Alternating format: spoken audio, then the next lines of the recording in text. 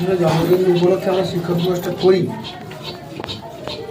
রাধাকৃষ্ণ একজন ভালো শিক্ষক, আদর্শ শিক্ষক ছিলেন, সেই উপলক্ষে আমরা শিক্ষক দিবসটা করি। এই কারণে রাধাকৃষ্ণের কিছু সুযোগ্য ছাত্রছাত্রী ওনার জন্মদিনটা পালন করতে চেয়েছিল, কিন্তু রাধাকৃষ্ণ বললেন, দেখ আমার জন্মদিন পালন করলে শুধু আমি খুশি হব, কিন্তু যদি দেশে আর শিক্ষক আছে যারা শিক্ষকতা করে, আমার জন্মদিনটা না পালন করে এই দিনটাতে সমস্ত শিক্ষক জাতির জন্মদিন যদি আমরা পালন করি, তারা সমস্ত জাতির যে মেরুদণ্ড শিক্ষক তারা সবাই খুশি হবে।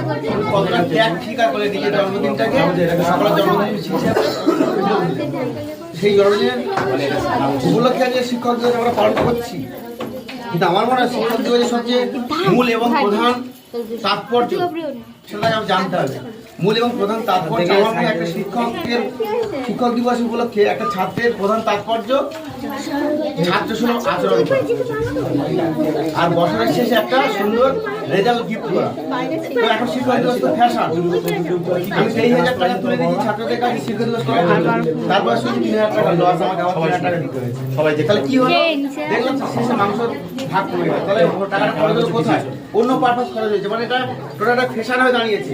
9টায় বললাম অনুষ্ঠান করার জন্য, 8:30 থেকে ফোন করছি দাদা আপনি আসুন, অনুষ্ঠান করছি 11টার সময়, তো একদম এটা তো ভুল। একদম